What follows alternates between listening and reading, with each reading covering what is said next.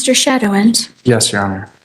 Come on up, Mr. Shadowins. And I know that the bondsperson also had mentioned that he wanted to address the court. But anyway, for the record, this is 25T448, 25M352, 25M395, 25M375, 25M318. All people v. Joseph Shadowins, who appears in person in the courtroom. Mr. McKissick from the District Attorney's Office appears in person as well. You're standing. So, Mr. McKissick? Yes, so I was able to speak with the defendant a little bit about kind of the 5 cases coming up. It doesn't appear that we'd be able to reach a resolution considering some of the things that I would have pointed to as direction for the defendant doesn't seem like something that they would be willing or able to do. This would include picking up one of their issues that they haven't been given any discovery on any of these cases. I let the defendant know that I myself do not give or take in discovery. That's something that can be asked for from the district attorney's office by going there physically and then asking for the discovery, which would be handed over at that time. The defendant let me know that that would not be possible for them, that he was told that if he were to go to the district attorney's office that he would be arrested. It's not typically something that the district attorney's office would impose a arrest for someone coming to pick up discovery without some other maybe factors that haven't been mentioned. So I'm kind of at an impasse as to what to do. It seems like many of the asks by the defendant is not something that I can readily take care of, even though that would be a simple solution, is just going down to the DA's office and getting up discovery.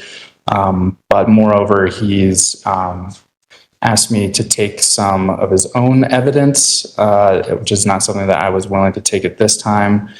I think from a procedural posture in this case, we're once again at an impasse. I think the defendant claims that they're not a sovereign citizen, even though many of their arguments align fully in place with some of the arguments that I've seen from sovereign citizens.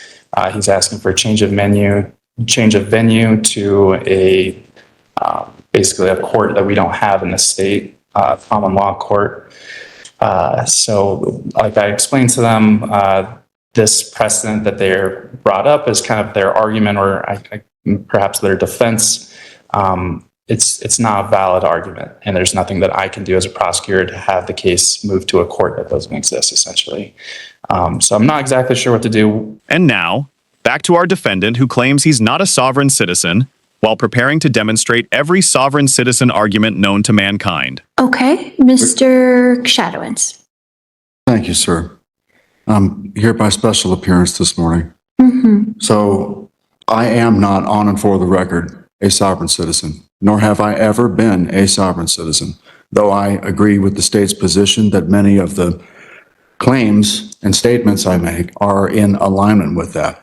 I have clearly corrected my status as de jure on and for Teller County records that this court has admitted they haven't read. I have filed motions to dismiss many of these cases based on those records, and the subsequent motion to dismiss, Your Honor admits on record she has not read and denied. So I am not aware of any victim. The evidence I was trying to give the state this morning with respect to an alleged victim are rebuttals to affiance. So I do not qualify for an attorney. I cannot afford an attorney due to damages from the state, nor can the state provide a common law a defense with the assumption that I am a domestic terrorist. That is a clear conflict of interest. Your Honor herself has admitted multiple times on record in multiple cases calling me a sovereign citizen, refusing to answer my questions, dismissing them as sovereignty arguments, and so on and so forth. This is clearly due process issues, clearly conflict of interest issues, and I cannot plea or proceed without full discovery of facts, evidence, and elements. There are also issues on the docket today Miss Hudgens, his name is under, I have never consented to an attorney. I have no discovery. I have no complaints. I have not even basic discovery. So how can I defend myself if I can't speedily rebut claims? Okay, so thank you, Mr. Shadowins. So what I'm hearing is there's an issue about discovery. You know the process to get the discovery, which is to go to their office in Colorado Springs. They have a discovery, apparently some kind of office, and you can obtain all the discovery in these cases. If you hire an attorney, that attorney could also go and request that discovery. And what's the problem with that, sir? I have receipts. I have emails from DA's office saying, do not come here, we will arrest you. Where are they, sir? I wasn't prepared to make that argument. I tried to give evidence of rebutting of affidavits today. Prosecution won't take it. Non-response from the DA's office, times 2 prosecutors. Stop. Let's You- stop. allow me to speak, please. I'm trying Please to do not get, rush justice. can we get? I'm an trying to answer your question. Well, I hear that you're saying that you don't have anything I don't have it from. with me today, Okay, but I have emails to multiple prosecutors plus Ms. Schaaf, senior investigator, requesting discovery disclosure of evidence. I was told I could go to the police station to pick it up, denying the fact that I have restraining orders from multiple police officers for whistleblowing. Okay, I can't go to pick it up in person because cops took my truck. That was the principal issue leading to all of these cases, a driving versus traveling issue deemed sovereign citizen arguments. I have never been a sovereign citizen. I have common law standing on file with the county, and I cannot get a common law court. So at this point, I don't know how to proceed without evidence. I can't plead without evidence other than non-assumpsit by way of confession and avoidance and invoke my right to. Mr. Shadowins, as you say that you are not a sovereign citizen, but as I would agree with Mr. McKissick, your arguments are in alignment with arguments that sovereign citizens make. Which is a So what conflict I'd of like interest. what I would like to say, I'm not making the argument, it's you are. Called me a sovereign citizen yourself, Judge. So I would say at this point, Mr. Shadowins, that your arguments do align with sovereign citizen arguments. Object, personal opinion bias. I get you.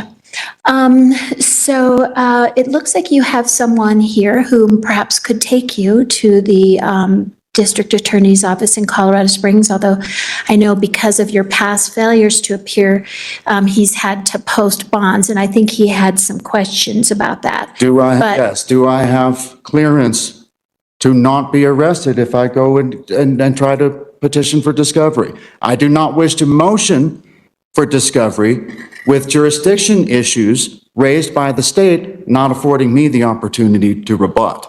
The state twice raised the issue of jurisdiction, and I was not afforded a rebuttal. These affidavits clearly rebutted, and there's no notary present in the court today. Mr. Kissick will not allow me to submit evidence in my defense. So, the thing also, Mr. Shadowins, is it's very confusing to follow your arguments. That's because I'm common law, and you don't recognize that, which is the bias and conflict of interest. That is absurd. That is an absurd argument, Mr. Shadowins, and I will not. Objection, personal opinion. Thank you. I Fine. have made my ruling. It's absurd. So here's what I would, I did, and I will say that I did read the documents that you did file, Mr. Shadowins. Even though your handwriting is not easy for me, I had to, you filed, the last thing that you filed, your motion to dismiss was filed on the day of your last court appearance, and I did not have the time to look at that beforehand. Motion to reconsider? Okay.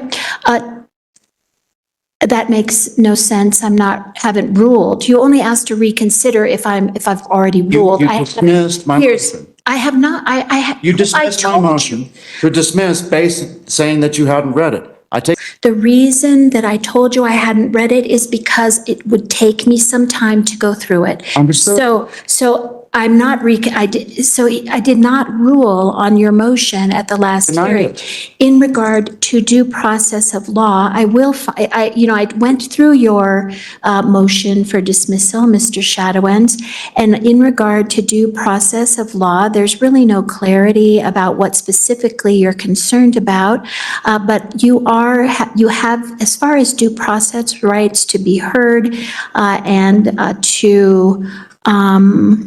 let's see, to understand, well, to be heard and to have really, it says, no one shall be condemned without an opportunity to be heard. So you have had the opportunity to be heard. You've appeared in court. There is no violation of due process of law.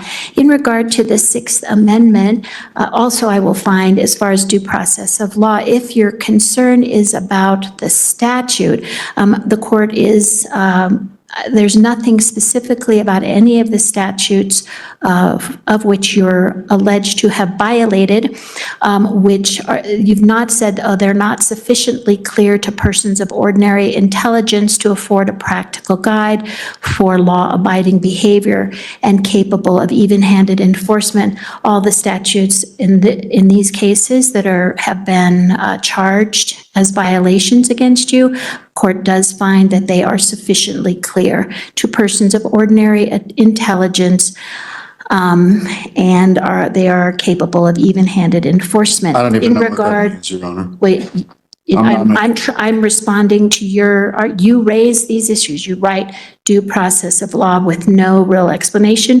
I have to make assumptions about what that means. Objection, the court would not hear it. In Sixth Amendment, Dismissing it as sovereignty arguments, end I quote. have not dismissed, I am ruling right now, You Mr. can't rule, you haven't heard the Mr. matter. Shadowens. I did read your motion and I am ruling right now, so be quiet. In regard to the Sixth Amendment, that the Sixth Amendment provides for speedy public trial by an impartial jury, you be informed of the nature and cause of your accusations, that you are confronted by witnesses against you, have a right to subpoena witnesses and right to counsel. You have all of those rights. None have been denied to you. In regard to obstruction of justice, there's no, the court denies that or dismisses that argument. There's no specifics. It just simply says obstruction of justice. Prosecutors refusing to respond with discovery, court denies that. Court notes that the district attorney has provided information how Mr. Shadowens can obtain that discovery. In regard to state can't be an injured party, the state does file the cases to enforce public laws and publish violators. The primary goal of the state is to ensure justice for the community, not just a specific individual's loss. So that is, so I deny your Point of clarity, dismiss. please. Objection, point of clarity. No, sir, I am ruling. It's my opportunity to talk. You're not hearing me. You can write down what you. I did write it down. You're not reading the complete statements. No, sir. You're not reading the complete, I'd like to let the record show the court. You can always file that, Mr. Shadowens. I did. It's on file. All right, I have ruled that, that nothing about the state, the fact that all your cases are the state of Colorado versus you does not prevent those cases from proceeding forward. Those cases will continue. In regard to change of venue, there's no reason under Rule 21A of the Colorado Rules of Criminal Procedure to find that you would not be able to obtain a fair or expeditious trial in Teller County. So I deny that request at this time. If you wish to submit some additional information about why you think there should be a change of venue under Rule 21, you should follow the rules there. I do. It's right here. I'd like to Irrevocable- read it for the record. please. Irrevocable trust is an absurd argument. Traveling, not driving, I did rule on the record in this, on that issue before. In People v. Zen, the right to to drive a car on public roads is not a fundamental right. States do have the right to regulate the use of motor vehicles on roads in this state. Revoke the claim of a so that- contract of a so valid that- driver's license. So that argument regarding traveling, not driving is denied. Impossibility to obtain your driver's license. I have no authority over the Department of Motor Vehicles. That's something you will have to deal with the Department of Motor Vehicles about. You have been in this courtroom all morning and heard different people talk about their efforts to obtain their driver's license. You can certainly get that information from the Department of Motor Vehicles. In regard to WebEx authorization, you are authorized to appear by WebEx, and you have appeared by WebEx on the last court date. Again, you raise the same issue regarding discovery. I have already advised you that how you get that discovery. All I can do is say, well, if the clerks did not get message regarding your request to appear by WebEx, and that's why you had a failure to appear, we do the best we can. We're not perfect, but we do try and get information to you as quickly as possible. Again, you have no injured party, the victim listed as the state of Colorado. Again, that is not the state of Colorado, represented by the district attorney's office, is representing the rights of the public And the judge and the enforce judge and the. to enforce the laws. No, anyway, you can interrupt and try and prevent me from saying things. Not Mr. reading the Shadowlands. record, ma'am. I am reading it and. I object. I understand you object, and that's fine. My objection. No, as far as a valid warrant, you actually did have valid warrants in 25M375, 25M352, and 25M318. You also had summonses in 25T448 and 25M395, which are authorized under Rule 4.1 of the Rules of Criminal Procedure. So I have ruled on your motion to dismiss, and it is denied. All right? May I approach the bench? Why? Why? Evidence. I don't need your evidence at this time. Evidence is generally something you present at trial. So, Understood. Thank That's you fine. for the point of clarity. I'm going to allow this gentleman to address bond. one second. I'm going to plead non-assumptive. Okay? That isn't a plea, but I can enter a guilty plea for, Not guilty. not guilty, sure. Not guilty. I can enter not guilty And pleas. please- I need to go through some questions with you. I have to give you the Arguello advisement because. Sorry, the what? It's called the Arguello advisement. It's based on a case 772P2nd87. I have to ask these questions of you since we are setting all your cases for trial and you have no attorney. Do you understand that anything you say can be used against you? Yes. Do you understand you have the right to be represented by an attorney throughout these proceedings? Yes. Do you understand that if you cannot afford an attorney, one will be provided for you free of charge? You have to apply for the public defender and see if you're I don't eligible. qualify. Okay, all right. Do you understand I will appoint counsel if you want an attorney to represent you? Of course, you must be eligible financially for their assistance. I'm not due to injury from the state. All right. Do you understand the charges against you are No. multiple, Mr. Shadowlands? You have failure to display proof in 25T448. There's failure to display proof of insurance, which is a Class 1 traffic misdemeanor carrying possible penalties of 10 days to 1 Due to year. disability, 10 days to 1 year. in the impossibility. and/or $500 to $1,000 fine. You're charged with driving under restraint, a Class A traffic infraction carrying a fine. You're also charged with having a fictitious registration plate, which carries 10 to 90 days in the county jail and/or $150 to $300. I have a rebuttal. You also have a registration, unregistered vehicle, which I believe is a Class B. Give me a second. Traffic infraction, I believe. 448.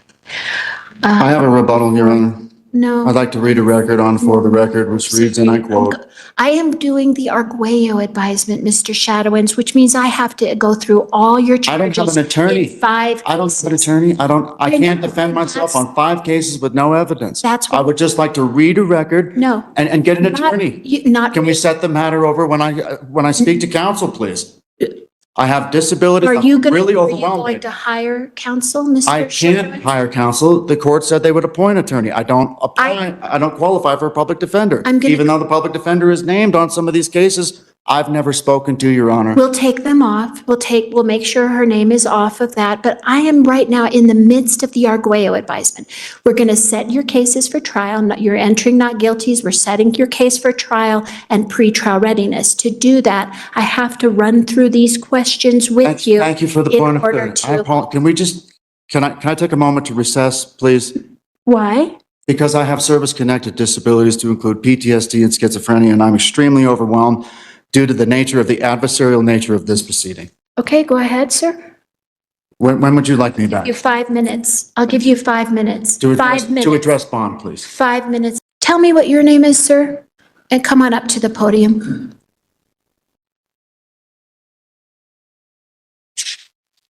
John Maynard. I posted a bond for What's your name? John Maynard. Yeah. Hello, Mr. Maynard. Good morning. And what is what's your concern right now? I'm just My trying to question was, asking. what are the criteria that will release the bond that I posted for Mr. Shadowins? Was his appearance today adequate to release it? No, generally what the bond paperwork, and let me just pull up, looks like, for example, you've posted the bond in 25M375. The bond paperwork requires that he appear today and at each place and upon each date to which this proceeding is transferred or continued, or until entry of an order for deferred prosecution or deferred judgment, plea of guilty, nolo contendere, or conviction to answer charges. So it isn't until the end of the case that it's released. Okay. All right. Thank you. Sure. All right. And that would apply to all the cases that you posted bond to. Mr. Shadowins, he's back in the courtroom. Apologies, Your Honor. I just needed a drink of water and a breath. Thank you. That's fine. All right, and then the last charge there is a Class B traffic infraction, which it carries a fine only. The next case is 25M352, in which you're charged with harassment, insults, taunts, the 352. Against who? So that is against Chantel Natalie Chantel. Entire complaint is hearsay. Uh-huh. Well, you would be I'll deal with that presenting at the trial. case for trial, exactly, and you can confront any witnesses against you, certainly. So in that case, you're facing potential penalties of, let's see, a Class 2 misdemeanor carries possible penalties of up to 120 days in the county jail and/or up to a $750 fine. You've also got disorderly conduct and trespass in the 3rd degree, both petty offenses, carrying possible penalties of up to 10 days in the county jail and a $300 fine. Then we have 25M395, in which you're alleged to have resisted arrest, a Class 2 misdemeanor, up to 120 days in the county jail and/or up to a $750 fine. In 25M375, you're alleged to have 375. In that case, you're alleged to have provided false reporting of identification information to police, also a Class 2 misdemeanor, up to 120 days in the county jail and/or up to a $750. What named identification? The affidavit for arrest warrant indicates that you gave false reporting information to Officer Lupia. You said you reported, you called 911 to report you were being gang stalked by law enforcement. Call screen, as he would not be held responsible if he were to defend himself. Call screen. Joseph told dispatcher that law enforcement had kidnapped and stolen his vehicle. Joseph is referring to regarding being kidnapped and having his vehicle stolen was when WPPD conducted a traffic stop while he was driving the vehicle. Probable cause was established for multiple violations and the vehicle was towed. He got a voluntary, so it's false reporting to law enforcement. That's what Thank you. they're saying. All right. And then we have 25M318, which is, excuse me, Bless you. 25M318. Sorry, I'm just trying to get to what that next one is. That in that case, the charges are harassment, strike, shove, kick, which is a class 1 misdemeanor carrying possible penalties of up to 364 days in the county jail and or up to $1,000 fine. You're also charged with false reporting, fake crime, which is a class 2 misdemeanor carrying possible penalties of up to 120 days in the county jail and up to a $750 fine. So, Mr. Shadowins, you are facing some pretty substantial possible penalties. Do you understand? I know you disagree with the charges, but do you understand the charges and the possible penalties? No, and I reject all charges. Okay. Do you have any legal training? Do you have any legal training, Mr. Shadowins? Not in statutory law. I am only learned in common law, which this court does not recognize, nor Article 3 of the Constitution by your own omission.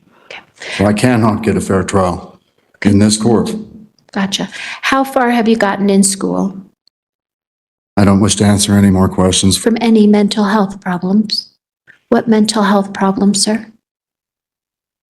Any mental health problems I should be aware of to proceed, sir? Or do you want me to have, or do I need to have the Colorado Mental Health Institute, CMHIP, conduct an evaluation? They can send a psychiatrist who would talk to you and see whether or not you are competent to proceed. Do you think that would be helpful to determine if you are competent? No response. Are you suffering from any mental health problems? You seemed to say you were. There was a nod in that respect. What is your desire with respect to appointment of advisory counsel to assist you in preparing your defense? No response. Okay. So given that Mr. Shadowins seems to feel or is indicating that he has mental health problems, I'm going to Objection assumptive. I'm going to issue a mental health stay, and I'm going to order competency evaluations in the cases here. So it will be a condition of the bond, Mr. Maynard, so this is going to be a condition of his bond as well, that he cooperate and do the evaluation by the psychiatrist. I am going to do an additional advisement to you, given that I'm going to order a competency evaluation. At this time, the court has determined it has insufficient evidence to make a preliminary finding regarding your competency to proceed. The court is going to order that you undergo an evaluation regarding your competency to proceed. The court will now advise you of the nature and consequence of the proceeding and of your rights under 16-8.5-109. Before you talk with anyone, you have the right to have an attorney appointed and to confer with your attorney. You will undergo an examination concerning your competency to proceed. You will be examined by one or more psychiatrists or psychologists. You have the right not to say anything to the psychiatrist or psychologist. You shall cooperate with the competency evaluator and with other personnel providing services. Statements you make during the evaluation shall be protected as provided in 16-8.5-108. Statements you make during the examination cannot be used against you during the prosecution's case in chief, but can be used as rebuttal or impeachment or during sentencing. If you choose not to cooperate with the competency evaluator and other personnel, and the lack of cooperation is not the result of a developmental disability or a mental disability, the fact of your non-cooperation may be admissible in your competency or restoration hearing to rebut any evidence you are cooperative with the competency evaluation. An evaluator may render an opinion of your competency based upon confessions, admissions, and any other evidence of the circumstances surrounding the commission of the offenses, as well as your known medical and social history. The opinion may be admissible into evidence at your competency or restoration hearing. By raising the question of competency, any claim of confidentiality or privilege is deemed waived, and all parties will have access to competency evaluation reports, information, and documents relating to the competency evaluation that are created by, obtained by, reviewed by, or relied on by the evaluator. A written report of the evaluation will be prepared and provided to defense counsel. Well, if you have an attorney, to your defense counsel. It will be provided to the district attorney and to the court. Within 7 days after receipt of the report, either party may request a hearing or a second evaluation. If you are found incompetent, you will be ordered to undergo competency restoration. This can take place on an outpatient or an inpatient basis. During that time, you are entitled to a hearing as to whether your competence has been restored. At a competency hearing, you and the prosecuting attorney are entitled to be present in person to examine any reports of the evaluation or other matter to be considered by the court as bearing upon the determination, to introduce evidence, summon witnesses, cross-examine opposing witnesses or witnesses called by the court, and to make opening and closing statements and arguments. The court may examine or cross-examine any witness called by you or the prosecuting attorney and may summon and examine witnesses on its own motion. Once your competence is restored, we will resume these criminal proceedings from the point that we are at now. All right. Let the record show Your Honor proceeded with an objection she didn't answer to. The court didn't respond to my objection. Are you assuming that I am incompetent? You said I'm being restored to competency. I don't have enough information to Okay, thank you determine for whether clarity, but you had an objection and proceeded without. So I'm challenging jurisdiction in all matters, and I rest, and I'm not the defendant here. I do not accept the charges. Well, State is ordered to prove up the claim of a contract in any of these matters. of course, the people have the burden to prove all charges, Well, how can they? elements of You're each making an entire charge. case for them, colluding with the same. When the Clear conflict of interest. the people have the burden to prove beyond a reasonable doubt, each element, all they have- elements of each charge beyond a reasonable doubt. can't. Right now, we're on a stay, sir, because we're not proceeding any further in the cases. Where's my evaluation? Your jurisdiction is challenged and cannot proceed absent proof of jurisdiction. Okay. See U.S. Supreme Court. Over your criminal cases under Article 6 of the Colorado Constitution, Sections 1 and 16, and CRS 13-6106. I have subject matter jurisdiction under Article 6 of the Colorado Constitution, Section 17, CRS 18-1-201. Are you colluding with the prosecution? 13. No, sir. Are you claiming that that's evidence These are, for the prosecution? The state is making the state's position? Sir, I just want my competency hearing a date, and I want to get out of here. This is clearly a witch hunt. I am done. telling you, I am responding to No, your no, you're not. argument. You're One- litigating for the prosecution. I am Who not. does not have jurisdiction. I am not. I have to find that I have jurisdiction, and I do. Objection. So stop, sir. I'm going through the statutes to tell you, Section 17 of Article 6 of the Colorado Constitution and CRS. These are statutes, Prove up the sir. claim that I signed that and 18-1. agreed to any of that. 18-1-201 and 13-6-106. I have personal jurisdiction as the result of the issuance of a summons and complaint or warrant. The summons and complaint. Which you did not allow me to rebut. 4.1. And then I have, in regard to traffic cases, again, I have jurisdiction over the case under Article 6 of the Colorado's Constitution. Action circular laws are just not proof. This is a separate category of cases. You have criminal cases and traffic cases. Sections 1, 16, and 17 of Article 6 of the Colorado Constitution and 42-4-7. The record shows he's polluting Of the the- prosecution. Of the,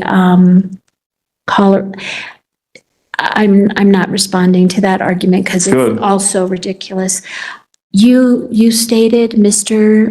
Shadowins, or challenged my jurisdiction. It's still challenged. I'm telling you, I have jurisdiction. I've given you the sites.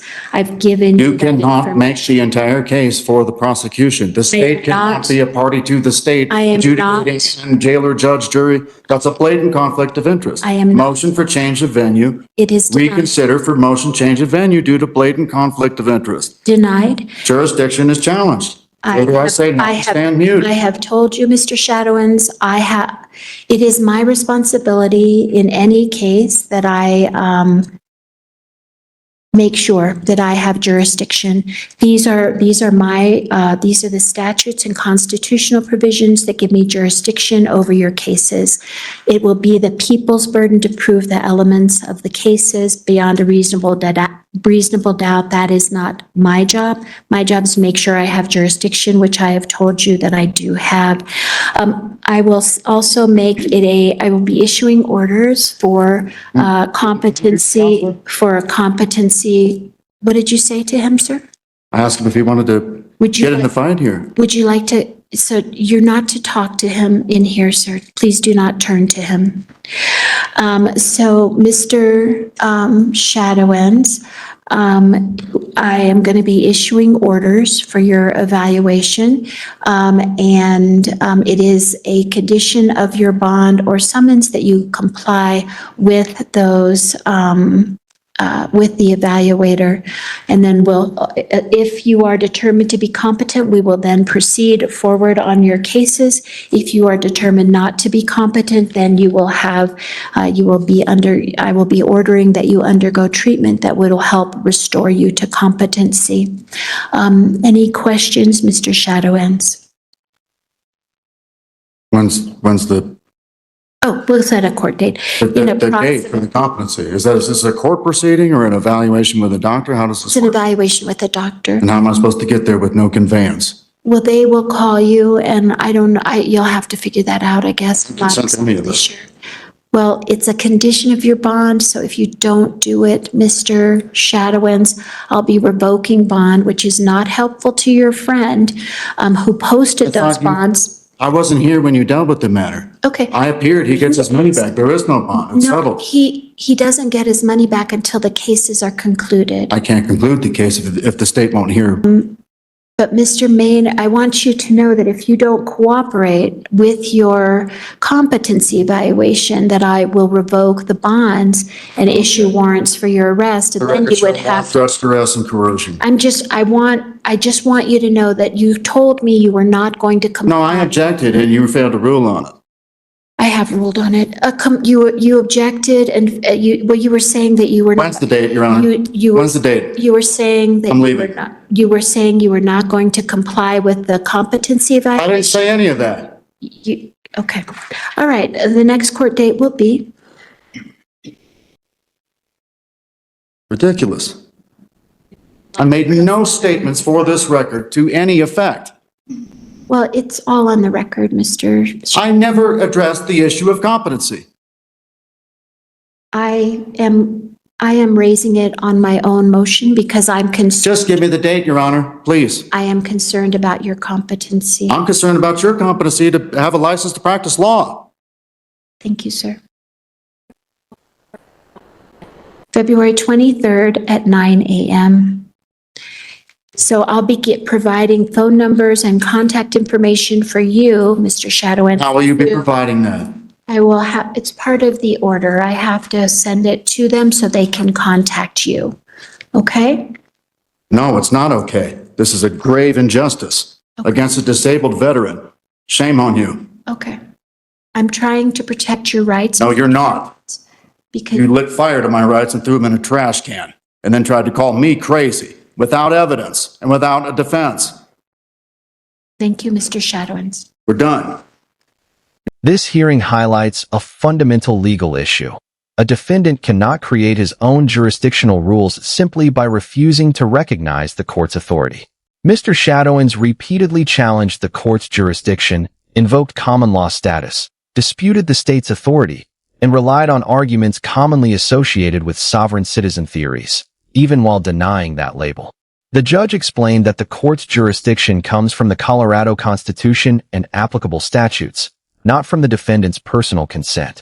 The judge also addressed his discovery concerns, right to counsel, due process claims, traffic law arguments, and requests for dismissal, ultimately denying the motions because the legal grounds presented did not establish a basis for dismissal.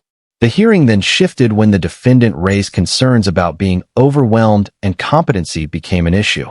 The court ordered a competency evaluation and stayed further proceedings, emphasizing that cooperation with the evaluation was a condition of bond.